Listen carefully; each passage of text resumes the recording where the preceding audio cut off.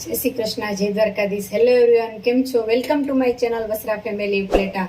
તો આજે આપણે બનાવવાનું છે ગુંદાનો સંભારો. ગુંદા અત્યારે હાલની સિઝનમાં ખૂબ જ સરસ આવે છે, એટલે કે ઉનાળામાં આપણે ઉનાળો શરૂ થાય ને ત્યારે ગુંદા ખૂબ જ સરસ આવે છે અને ગુંદાથી ઘણા ફાયદા થાય છે. એટલે ખાસ કરીને આ સિઝનમાં ગુંદાનું કંઈક ને કંઈક બનાવીને ખાવું જોઈએ. આપણે અથાણા તો ખાઈએ જ છીએ, ગુંદાનું આખું વર્ષ માટે આપણે સ્ટોર કરીએ છીએ. અથાણા પણ કેટલા અલગ અલગ રીતે થાય છે. આજે આપણે બનાવવાનો છે ગુંદાનો સંભાર. એના માટે શું શું લીધું છે હું તમને બતાવું. એના માટે આપણે લઈ લીધા છે ગુંદાને સરસ એકદમ વોશ કરી નાખ્યા છે. ઉપર ઓલી જે ડાળખી હોય એવું ખેડ નાખ્યું છે અને આવા સરસ મોટા આપણે ગુંદા લીધા છે. પાકેલા નથી લેવાના, આવા લીલા જ સરસ. અને આપણે વાડીએ જ છે ગુંદાનું ઝાડ, એટલે એમાંથી આપણે સરસ તોડી લીધા છે. તાજા ગુંદા છે અને સરસ ધોઈને આપણે સૂકવી દીધા છે. બીજું આપણે લીધું છે ચણાનો લોટ થોડોક, પછી મેથી દાણા લીધા છે અને થોડુંક આપણે મીઠું લીધું છે અને હળદર લીધી છે. હવે આપણે ગુંદાને સૌપ્રથમ ભાંગવાના છે ને ખાસ આપણે આ રાખ લીધી છે ગુંદાના ઠળિયા કાઢવા માટે, કારણ કે ગુંદાના ઠળિયા બહુ ચીકણા હોય છે, એટલે એ કે વાસણમાં ચોટી ન જાય, ચીકાસ કાઢતા વાર લાગે છે, એટલે આપણે રાખ લઈ લીધી. તમને રાખ ન મળે તો પણ ચાલશે, આપણે અવેલેબલ છે એટલે લઈ લીધી છે. હવે આપણે શરૂઆત કરીએ. હવે આપણે ગુંદાને કેવી રીતના ભાંગવા એ તમને બતાવું. આવી રીતના દસ્તો મારી અને આપણે ગુંદું ભાંગી જશે આવી. હવે આપણે એને ફાડા કરી અને આપણે એને અંદરથી આ ચપ્પુથી તમે આમ કરશો ને એટલે રાખમાં પડી જશે બી. અને પછી આપણે ગુંદાને એકઠા કરી લેશું એક વાસણમાં. આવી રીતના બધા ગુંદાને આપણે ભાંગવાના છે. તો એવું લાગે ને તો તમારે મીઠાવાળા હાથ કરી લેવાના છે થોડાક, અથવા તો ચપ્પુ તમે મીઠાવાળું કરી શકો છો, એટલે તમારા હાથ ચીકણા નહીં થાય. કારણ કે આપણે બધા ગુંદા ભાગશું ને તો છેલ્લે આપણા હાથ એકદમ ચીકણા થઈ જાય છે.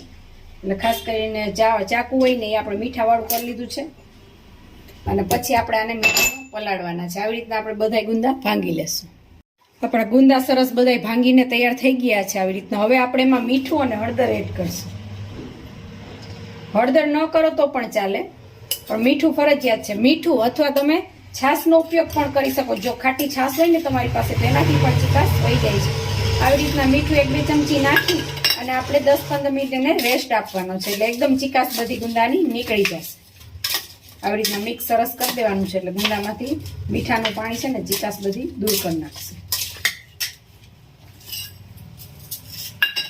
આમાં મીઠું નાખીએ છીએ એટલે ધ્યાન રાખવાનું છે, આપણે સંભારો કરીએ ને ત્યારે ઓછું નાખવાનું. આવી રીતના આપણે હલાવી અને 10 મિનિટ એને રહેવા દેશું. હવે આપણે જો સરસ ગુંદાને રેસ્ટ આપી દીધો ને એમાંથી પાણી નીકળી ગયું છે, મીઠાનું પાણી થઈ ગયું, એટલે ચીકાશ એકદમ દૂર થઈ ગઈ છે. ખાસ કરીને જો તમે જોઈ શકો જીરી કઈ ચીકાશ નથી. આવી રીતના સરસ એકદમ થઈ જાય છે. અને તમે આની બદલે છાશનો પણ ઉપયોગ કરી શકો છો. ટૂંકમાં ચીકાશ નહીં હોય ને તો ખાવાની મજા આવે છે ગુંદા. હવે આપણે સૌ પ્રથમ ગેસ ચાલુ કરી અને તેલ મૂકશું.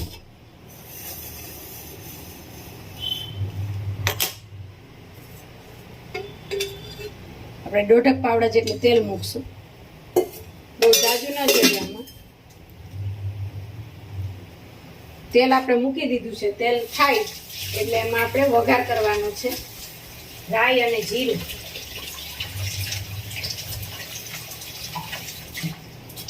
અને મેથી, એટલો આપણે વઘાર કરવાનો છે એમાં.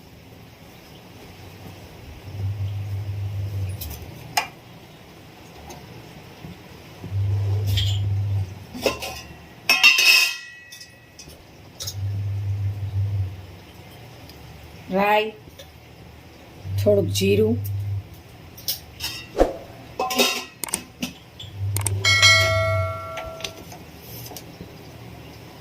અને હવે આપણે મેથી એડ કરશું. આ બધું થઈ જાય ને પછી આપણે છેલ્લે ચણાનો લોટ એડ કરવાનો છે.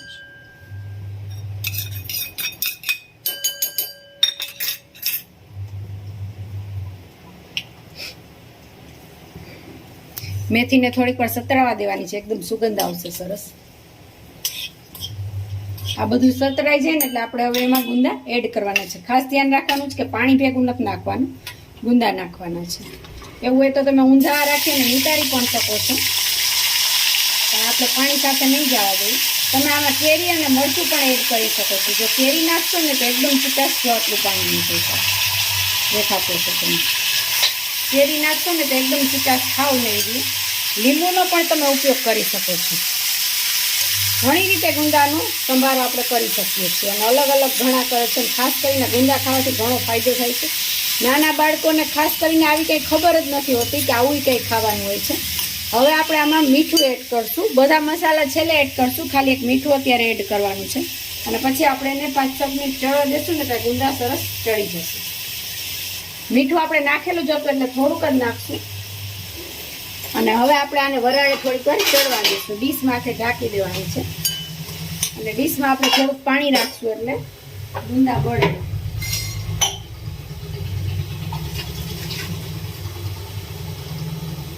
નાના બાળકોને પણ આવું કંઈક ખાતા શીખડાવવું જોઈએ, નહીતર એને તો આવી કંઈ ખબર જ નહીં પડે કે આવું કંઈક ખવાતું હશે. અને ખાસ કરીને એટલા ફાયદા થાય છે ને ઉનાળામાં ગુંદાથી કે તમે કાંઈ વધારે ન ખવડો તો કાંઈ નહીં, પણ એક ગુંદો ખાલી એને ચખાડો એટલે એ સ્વાદ આવશે તો શીખશે કંઈક અને નવું કંઈક ખાતા શીખશે. નકર અત્યારની પેઢીનું કેવું છે કે બધું આપણે અમુક વસ્તુ તો બધા ભૂલી ગયા છે કે આને આ કહેવાય છે, બાળકોને ખબર જ નથી હોતી. હવે આપણે આને 10 મિનિટ 7-8 મિનિટમાં લગભગ ચડી જશે એટલી ઘણી આપણે ચડવા દેવાનું છે. અને ખાસ વચ્ચે આપણે 2-3 મિનિટ થાય ને એટલે ગુંદાને ચેક કરવાનું છે કે નીચે બેસી નથી ગયા ને, કારણ કે ગુંદા ફટાફટ ચડી જાય છે એટલે નીચે ન બેસી એનું ખાસ ધ્યાન. હજી તો કાચા છે, આપણે હજી ચડવા દઈશું થોડીક વાર, પણ પોચા થવા માંડ્યા છે સરસ.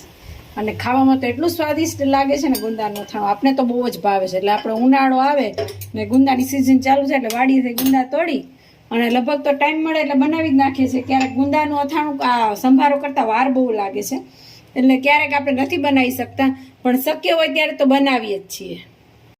જો આપણા ગુંદા હવે મસ્ત ચડી ગયા છે, 7-8 મિનિટમાં સરસ મસ્તીના થઈ ગયા છે. આમ કાપીએ ને તો કપાઈ જાય છે એકદમ પોચા. હવે આપણે આમાં મસાલા એડ કરી દઈશું. સૌપ્રથમ તો આપણે ચટણી નાખશું.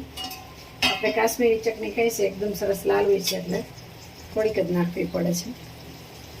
હળદર, મીઠું તો આપણે પહેલાં જ નાખી દીધું, ધાણા છે. આ બધા મસાલા આપણે સરસ મિક્સ કરી લેશું. અને હવે થોડીક વાર છે ને ચડવાની ત્યારે આપણે આમાં હજી ચણાનો લોટ એડ કરશું એટલે મસ્ત મસાલાવાળું સંભારો થશે. એકદમ શાકની તરીકે તમારે ખાવું હોય ને તોય તમે ખાઈ શકો એમ. ચણાનો આપણે 2 ચમચી લોટ લીધો છે ને ઉપર આમ ભભરાઈ દેશું અને થોડીક વાર આપણે પાછું ઢાંકી દઈશું એટલે લોટ સરસ ચડી જાય કાચો. ચણાનો લોટ નાખ્યો એટલે જાજી ઘણી નથી રહેવા દેવાનો. અને હવે આપણે સરસ ખોલી 1-2 મિનિટમાં બરાબર હલાવી લેશું એટલે ચણાનો લોટ સરસ મિક્સ થઈ જાય. ચટણી ને હળદર ને આપણે નાખ્યું સરસ મિક્સ થઈ જાય. જો તમે જોઈ શકો છો કેવો મસ્ત કલર દેખાય છે. ચટણી તમારે વધારે નાખવું હોય તો હજી નાખી શકો છો. અમે બહુ તીખું નથી ખાતા છોકરાઓ બધા એટલે આવું બનાવીએ છીએ. જો સરસ કલર જ જોઈને આપને એમ લાગે કે વાહ ખાવાનું મન થઈ જાય એવો સરસ. શાકની જેમ પણ તમે ખાઈ શકો છો, શાક પણ કરવાની જરૂર ન પડે. ગુંદાનું શાક પણ આગળ આપણે બતાવશું કે કેવી રીતના કરીએ છીએ. અને ખાસ કરીને આપણે જે આખા ભરેલ ગુંદા જે કેરીથી ભરીએ ને એ અથાણું બનાવવાનું છે, એ પણ આપણે આગળ શેર કરશું તમારી સાથે. તો તૈયાર છે આપણો ગુંદાનો સરસ સંભારો. હવે આપણે ગેસ બંધ કરી દઈશું. તો તમે પણ જરૂરથી એકવાર ટ્રાય કરજો અને ગુંદાનો સંભારો મસ્ત બનાવજો. તો અમારા વિડીયોને લાઈક કરજો, શેર કરજો, કમેન્ટ કરજો અને અમારી ચેનલ પર જો તમે નવા હોય ને તો અમારી ચેનલને સબસ્ક્રાઈબ કરજો. જય શ્રી કૃષ્ણ.